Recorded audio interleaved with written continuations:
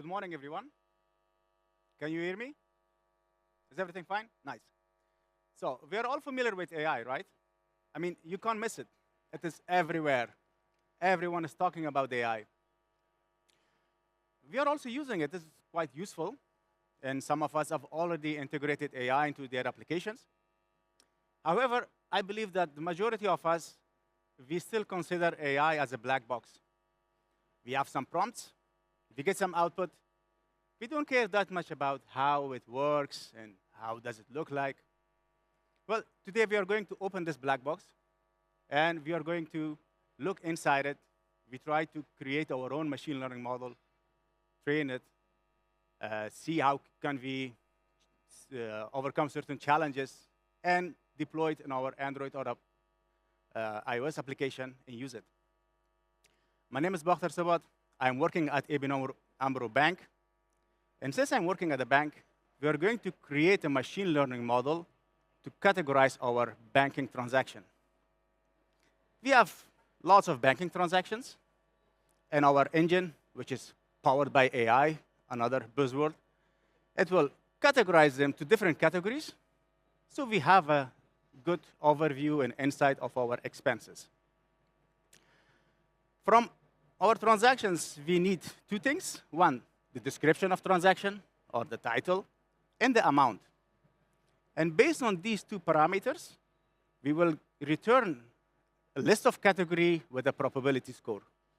So here, this jumbo Rotterdam for 50 euros will be categorized for 95% as groceries. Let's create our machine learning model, a custom one. Here, things will get a bit disappointing. Why? Because it is not that easy. You need to have some background knowledge. You need to know some parameters that you can change it while you're creating your machine learning model, while you are training it, and while you're testing it. So in the upcoming slides, I will try to make it as simple as possible, and we don't have a lot of time to go into the details, to give you an overview and also introduce certain terminologies that we are going to use. Now, let's open the black box. And with an AI or machine learning model, the core of everything is, of course, neural network. Whether it is generative AI or AI, the core of it is neural network. This is a very simple neural network. It has one input and one output, and it has one hidden layer, which the whole magic happens. This hidden layer has two neurons. And if you look inside the neuron, you will see that there is an activation function. It is nothing else than just a very simple mathematical function. ReLU is one of them. It's the most used one because it's very cheap in terms of GPU and CPU.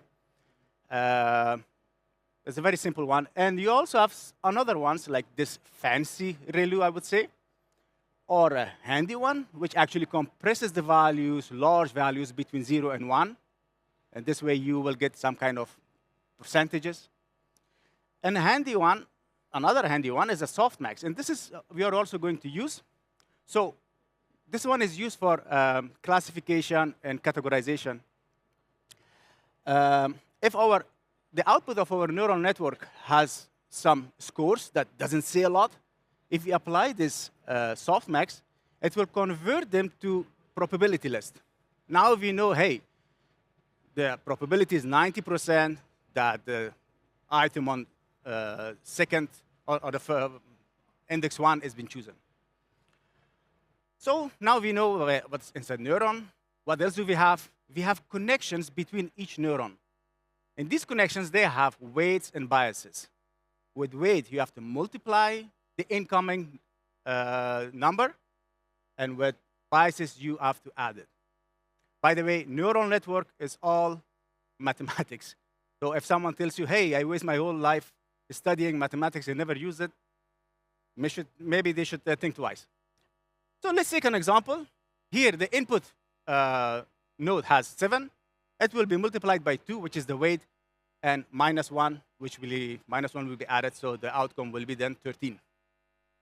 And when we say, hey, I'm going to train my machine learning model, it means that we have to adjust these values, these weights and biases, so that output of our neuron will be close to what we have been expecting.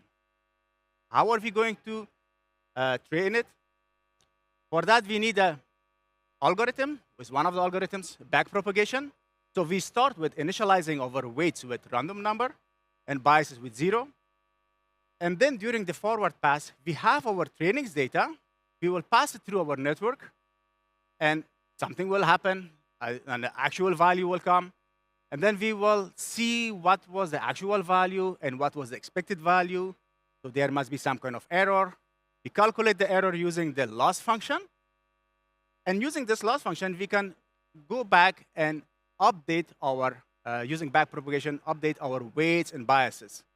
At a certain point, we think, OK, the output of our neural network is good enough. So we stop training, and then we continue, we're going to use it. Otherwise, you will keep doing this iteration as long as you're not satisfied. Let's create a very simple neural network to show this process.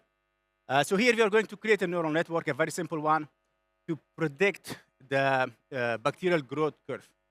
Based on our observation, our data set, we have 3 data points. So during the forward pass, actually this, this must be some kind of a curve going between these numbers, these dots. So during our forward pass, we will pass this data to our neural network, and the output will be something, well, a bit far from what we are expecting. Then we use a loss function. There are many loss functions. The one that we are using a lot is sum of square errors. We calculate it, and then we adjust the values. And every time when we adjust, we see that the loss function output will be decreased and decreased and decreased. So for smaller neural networks, you can do these steps. You can adjust it manually. But if you're dealing with a larger neural networks, this is not possible. We have to come up with a better algorithm. What we are going to do now is to plot the output of the loss function for each step. So obviously, the first one, the loss function will be very high, right? Because it's the first step. But if we adjust the values, it goes down and down. And at a certain point, you pass the expected value, it goes up. So there must be some kind of graph or curve between these lines. And the goal is to find weights and biases where this loss function is minimum, as far as possible. Now, there is another terminology that we have to remember, and that is a gradient descent. With gradient descent is an algorithm to find that minimum. How does it work? Imagine you're standing on the top of a mountain. It is very foggy. And your goal is to get to the valley. You look around, and you try to find the steepest downhill slope. And you take one direction to that, one step to that direction. So every time you're calculating the steepness of the slope, what do we use? You all remember derivative function, right? Or tangent line. So every time you are calculating the derivative function, and your goal is to get to the valley. So you don't have to remember how it works, but gradient descent is used. So you have to know that we can use this parameter later. Another thing that we have to remember is the learning rate. At the beginning, our steps are very big. Why? Because we are far from the valley. But as soon as we get close to the minimum, we also have to adjust our steps. And that one that we can do is with learning rate. We use learning rate to adjust the next step. And this, again, another thing that we can fine-tune during our training of the model. There are problems with gradient descent, saddle point, or local minimum. Gradient descent, when it's in the local minimum, it says, well, I've done my job, good luck. So maybe there is a global minimum instead of local one. Then we can use Adam optimizer, which pushes us from the local minimum and goes to the global minimum. Be mindful that Adam optimizer works nice, but it is very expensive in terms of GPU or CPU. So you can only use it once you think gradient descent is not enough. Now, we have a little bit knowledge of terminology. Let's go to what type of neural network can we use. There are many types. The ones that we are usually using is dense neural network. This is used for classification, et cetera, et cetera. But there are other things that we go through that. The one that we are using for pattern recognition in large images or voices, videos, is a convolutional neural network. And it works as follows. Again, we are not going deep into the detail. Imagine we are willing to recognize or categorize this image. One way what we can do is to create a matrix of bits and bytes and feed that one to our dense neural network, and it will be categorized. But this is not really doable, right? For smaller images, it's doable, but for larger images, it's not doable, and it's also very sensitive. So instead of looking to the entire image, what we can do is try to find certain patterns in the image. Like instead of car, you try to find the wheel, the window, the door. And that is used, so you create a filter or a pattern, and then you create a convolution or a patch, and then you slide pixel by pixel over the entire image. And this way you can recognize patterns. On the lower level, you will be able to recognize vertical lines, horizontal lines. When you add layers on top of that, you will see patterns. And if you go on a higher level, you will be able to see objects such as person, car, etc., etc. So convolutional neural network, if you're dealing with images, we have to use convolutional neural network. For sequential input, or actually for a large text where you have to predict the next output based on the history, just like ChatGPT, we are using RNN. ChatGPT doesn't use RNN. They are using transformers with self-intention, so we are not going to that direction. But RNN is used if you need to have some kind of history, or you want to predict something new one, next token based on the previous tokens. Okay, enough about those neural networks. Now we have a problem here. Neural networks only works with text, with numbers, it's, mathematics. And if our input is text, one of them, how can we represent text? There are several ways. One of them, the simplest one, is one-hot encoding with the local vocabulary. So basically what we here do is, from your training data set, you get all the text, you tokenize it, create words, and each token will get an index. And when you encode in the incoming text, you use that index to replace the word. One problem is that there is no relationship between the words. If I say neural network is cool or neural network is awesome, they have different, they don't even have meaning. If you want a relationship between the words, then you can use word embedding. With word embedding is a matrix of multi-dimensional, like hundreds of dimensions, where words with the same meaning or similar to each other, they are on the same dimension, approximately. And you can calculate the similarity rate score, and you can replace words. This all actually, ChatGPT also works. And there are, by the way, there are many open source libraries that you can use for different languages from Google or OpenAI. Okay, now let's see what kind of challenges do we see. You have created your neural network, you train it, and the output is really not good. So those dots or crosses, they are our expected values, and that line is the output of our neural network. Obviously, this is not a good one. It is underfitted. You have to increase the complexity of your neural network and see how it works. But the biggest problem is overfitting. This is where your function goes through all data points. It's like students who are remembering everything by heart. And when they go to examination, and the questions are slightly different, they struggle. This is exactly with overfitting. And that is the biggest problem in creating neural networks. How can we, obviously what we want is a balanced one, which follows the training of our data. It doesn't go through all the data. So this is a balanced one that we are looking for. If you're dealing with overfitting, there are a few things that you can do. One of them is L2 and L1 regulation.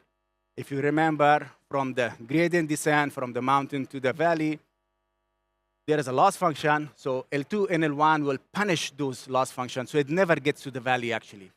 So this way, you don't have a perfect neural network. Dropout function is another one.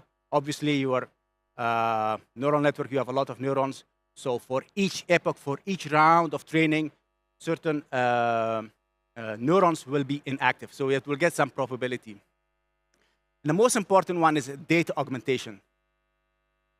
If you're training your model with images of cats or dogs, instead of using only the images, you can also add color filter, rotation, flipping, so your neural network is familiar with those variations as well. Enough about things, let's go to the code. I'm using TensorFlow. You can use PyTorch.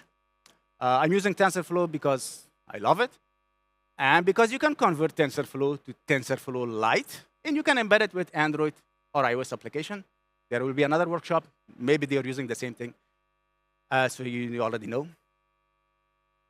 We are having 16 categories just made up as a proof of concept. We are not using this in IBM AMRO. This is my own side project. 16 for we are generating data. Again, data is generated. Also, the amount reached per category is different. For grocery is lower, and for travel is very high. Because obviously what we want is that amount is as important, maybe not on the same level, as important as the description. So if you say Amazon, you bought something Amazon for 30 euros, it will be categorized as entertainment. But if you buy something from Amazon for bigger amount, let's say 500 euros, it should be categorized with the highest probability, of course, as electronics. Usually I do this part interactively, but now we don't have time. It's only 30 minutes. And this is the output of our interaction, I would say. For the input layer, we need 2 neurons, one to represent our text and one to amount.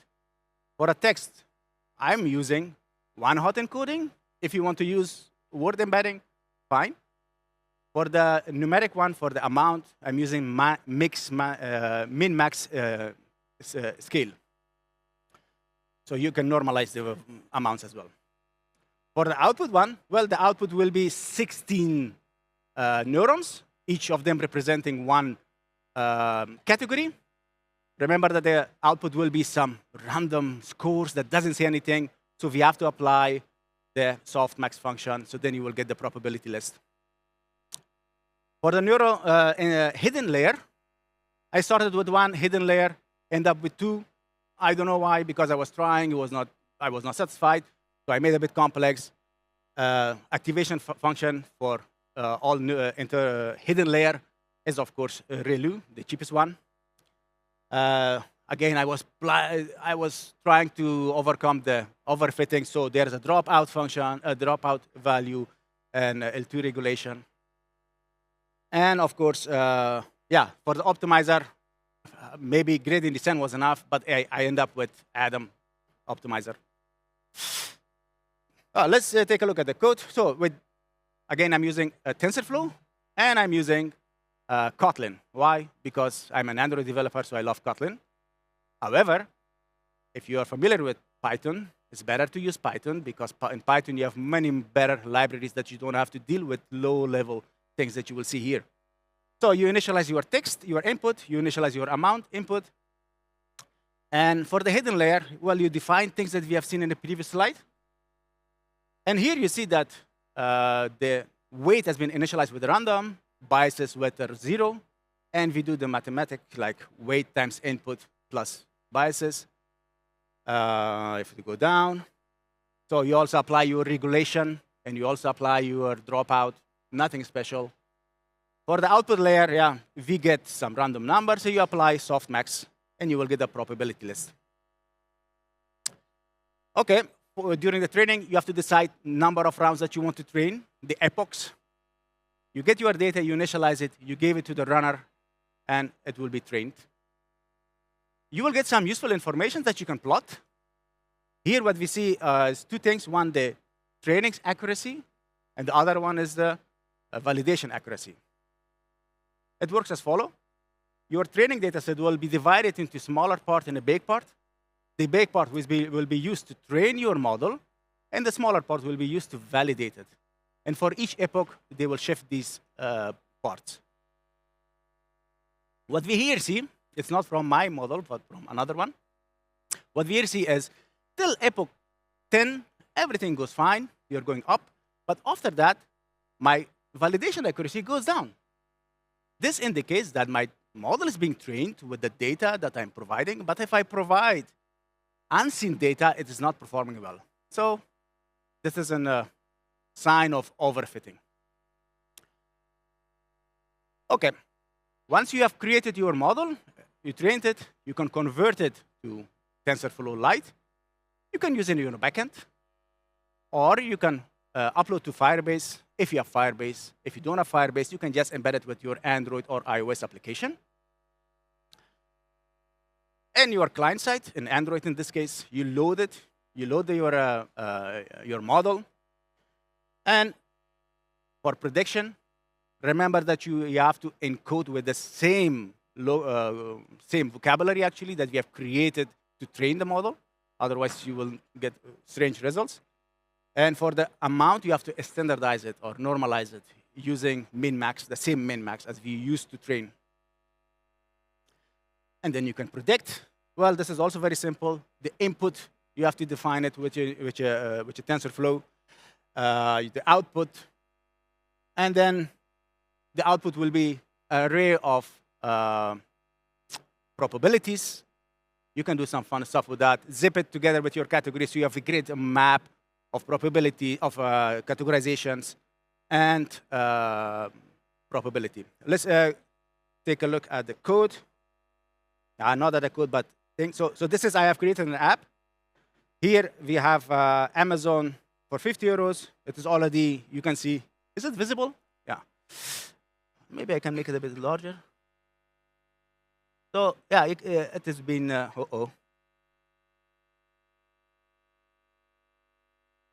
Yeah, it was categorized as entertainment or recreation. But if I have like 300, I say predict. Now the probability is getting a bit higher that it is electronics, and the entertainment is going down. And if I go even more higher, like 500, then is of course for 98%, 99%, it is electronics. You can also use how many minutes do I have? Jumbo, and you can add something else here, like the address, blah, blah, it doesn't matter. And for 50 euros, it will be groceries for 100% because Jumbo was only for groceries. That was the demo. And I don't think we have time for Q&A, but if you want, if you have questions, I will be here at the AB Numero booth, so we can talk about it. And this is my LinkedIn for recruiters. I'm not looking for a job. Only if you want, if you have questions, if you want to have contact with me. So, thank you.